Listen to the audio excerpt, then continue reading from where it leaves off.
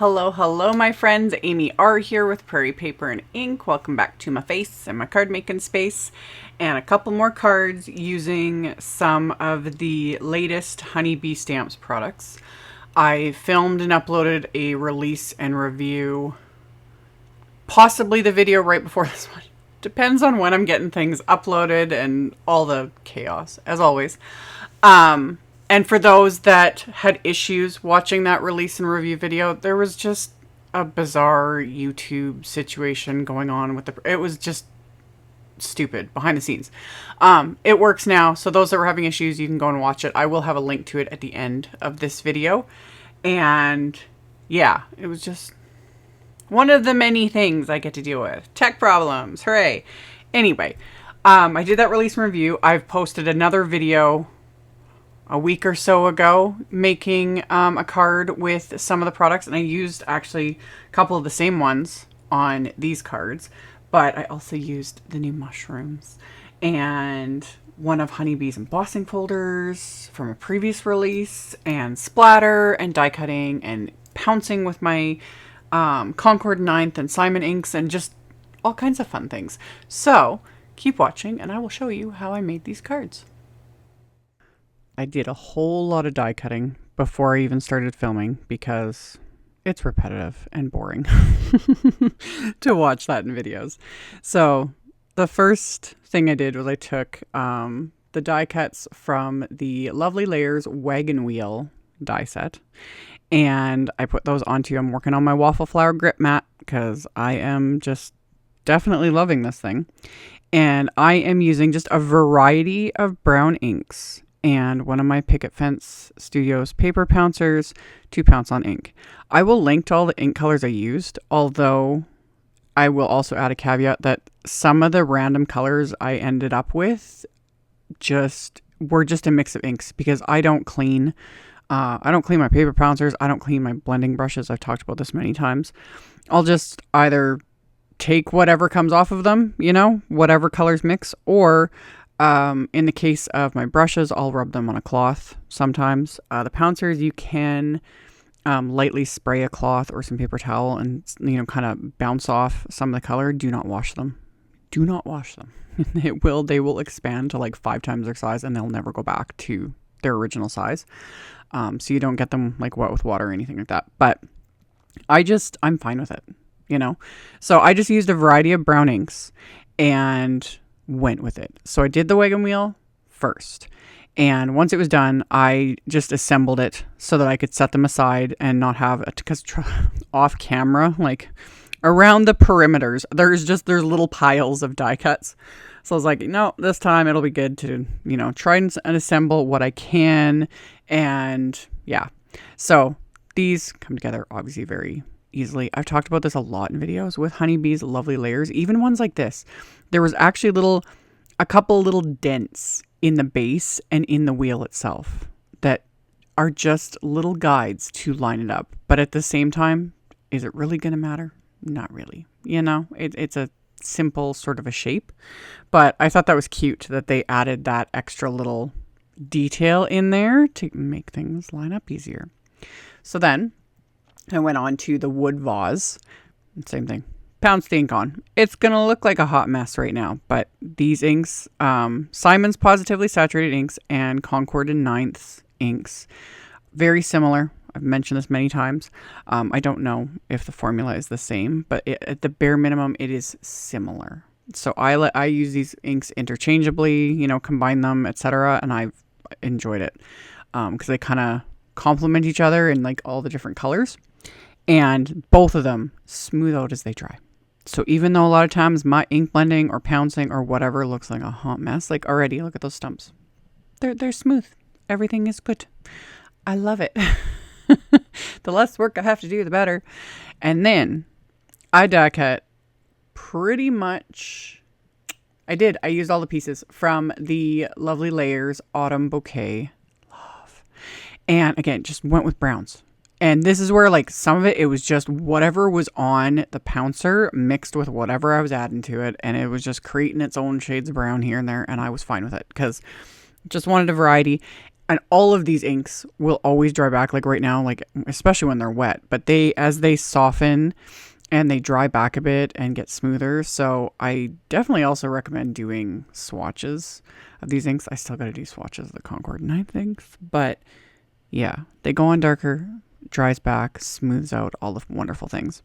So I did all the browns, and then for the little sprigs of wheat, I die cut extras of those. And I used a couple different shades of yellow for those. I used Concord's Honeycomb and Stardust for that. And then the mushrooms. And I spent way too much time, literally way too much time overthinking the mushrooms. And then I was like, purple. I'm going with purple. I was in a, purple and brown color combo. That's what what I was going for. And I was like, you know what? I'm just going to keep all these mushrooms like the same colors, because yeah, I was overthinking it and it was just getting to be a little bit stressful in that sense. And I was like, no, they're cute and adorable and I love them. And that's what I did. So I started with a light brown ink. I think this was Simon's Fawn ink, and a light hand, just very lightly, just tap that onto what will be the base and stem of these mushrooms. And then I went in with Concord 9th Lilac, so just a very light purple, and kind of mix those together. So just to give it a little something. And and then the flowers from one of the autumn bouquet, I decided, I was like, that one will also be lilac. So while I've got that color out, and all over my grip mat, add it to those pieces too. So that was just straight up lilac. And then again, rather than lose all those little pieces, because I actually did at one point and had to just, die cut a little scrap to get the teensiest of the little flowers back. So I adhered those to the stem rather than set things aside and again, knock them over. They get caught in the sleeves of my elbows and all those sorts of things, when you're hunting around for the tiniest little die cut piece. I'm so done crawling around the floor looking for, wafer dies, die cuts, washi tape, everything. Anyway, assembled these, and just like everything else, everything just comes together. It looks like more work than it is, but it just makes sense when you're actually assembling it. It's like, oh, this just goes here. It makes sense. With the mushrooms, the only one that has more than 2 layers in a sense is this little medium one. There's the larger piece goes in the back. It's the same concept. Like I would say, you go largest to smallest, and that just gives it more dimension. And then the little tiny duo mushroom there, it's actually got 2 pieces for the tops, again, for extra dimension, and I love it. So speaking of the tops, I put all those onto the grip mat. Those I'm going to go dark purple with, along with the last of the florals from that autumn bouquet layering set. I stuck those on there too. And I went in with the Concord 9th Eggplant. Oh, love. Can't go wrong with purple. And especially like dark, deep purple and light purple and all colors. Really. You guys know, I like me a rainbow of everything. So added the dark purple to those. Once that was done, then I just went and assembled all of these mushrooms. And I had die cut extras because, again, I was overthinking it and not sure what I was going to do. And at the bare minimum, I was like, ooh, I'll be putting some on the inside, which is actually exactly what I ended up doing. So I was glad I die cut and colored extras. So yeah, they just assemble. Super, super simple. You just pop the tops on and they're good to go. And if you want to get fancy, you could add them with, foam tape, foam dimensionals, all those sorts of things. But I just adhered everything as is because I'm going to have a lot of layers for the little like bouquets. But I will also show at the end, they look more dimensional than they really are. So I will get to that. But assemble all those, and then these last florals, same thing. Everything just fits. It just makes sense. There's 2 different kind of shapes, and you just adhere them onto their like corresponding bases, and it's done.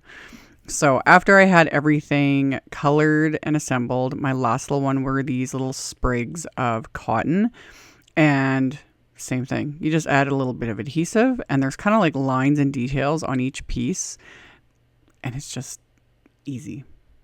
I'm always, I like that. And I sound like a broken record, but I genuinely do. I like when companies like do all the legwork and the thought process for me so that, yeah, I don't have to spend way too much time either overthinking, because I already do that, or trying to figure out like, how do you assemble this? You know what I mean? Anyway, for my background, I pulled out the Honeybee Daisy Field 3D embossing folder.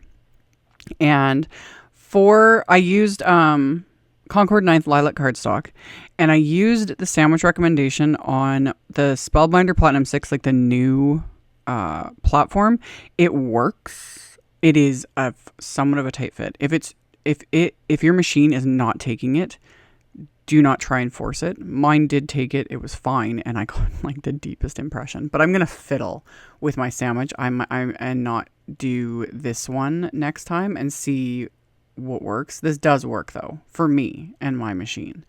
But I always lightly mist my cardstock with water. That's why I lay out my flour sack cloth. That just softens the paper fibers so it doesn't crack.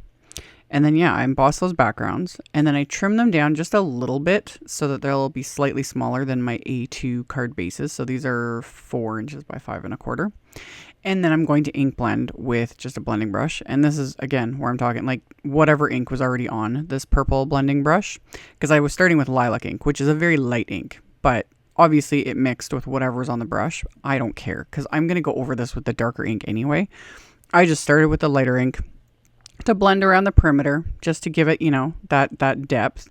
And then I really went in with that eggplant ink and added that, and it just takes it up, another level.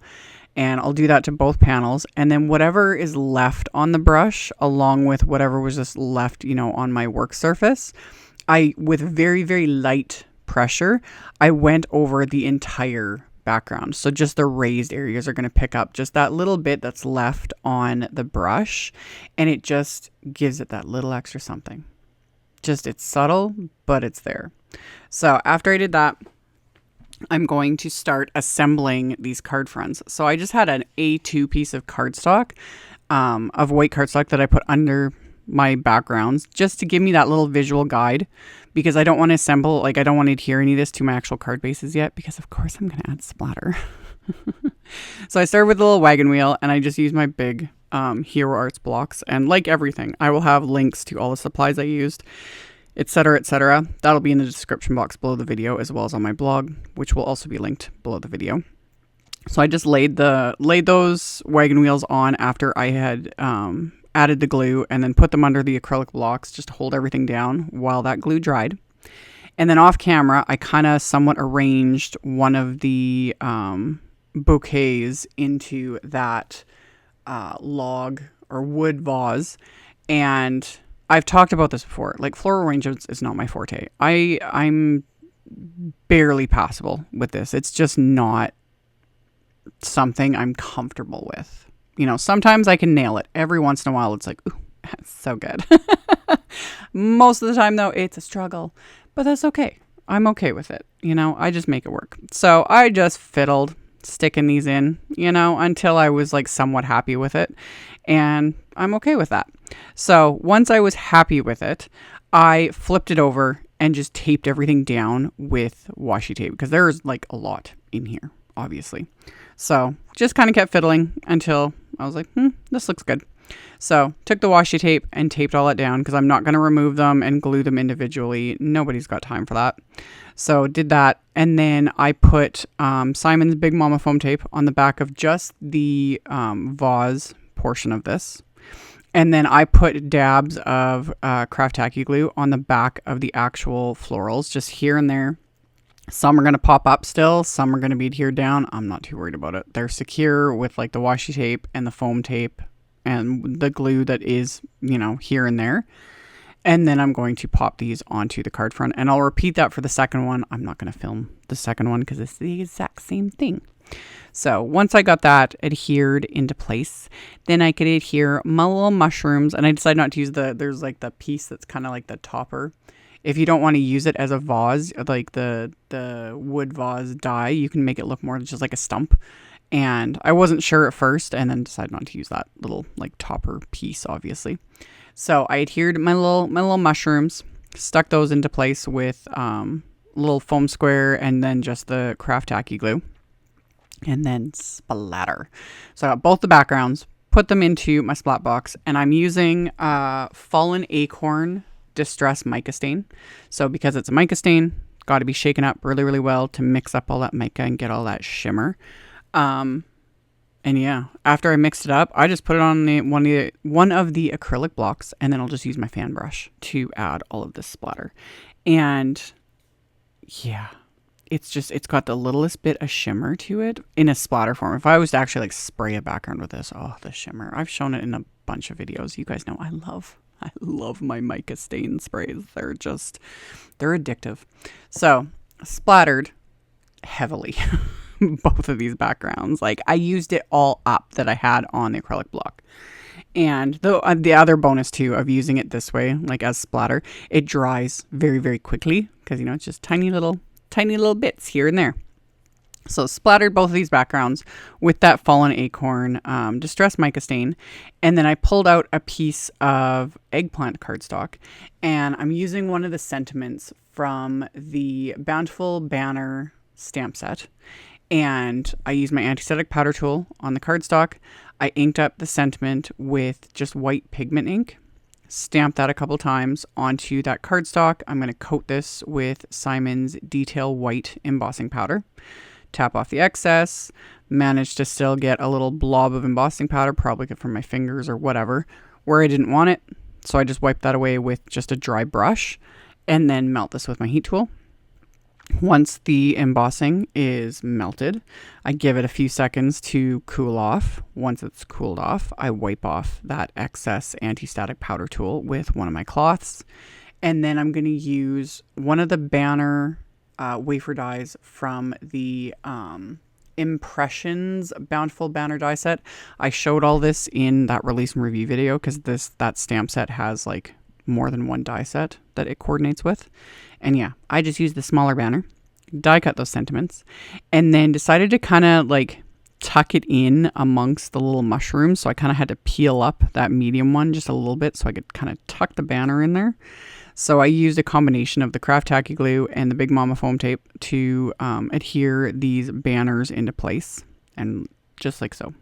So just tucked it into place, and there we go. So, because I didn't really want to cover up too much of those mushrooms because they really are just adorable. So got those adhered, and then on the inside of the card, I'm going to stamp a sentiment from the Heartfelt Hello stamp set, and I'm going to stamp that with VersaFine Claire Pinecone ink. So just stuck the sentiment on an acrylic block, stamped that onto the inside of my card, and my card bases are top folding A2 white note cards, so they'll be 4 1/4 by 5.5 inches.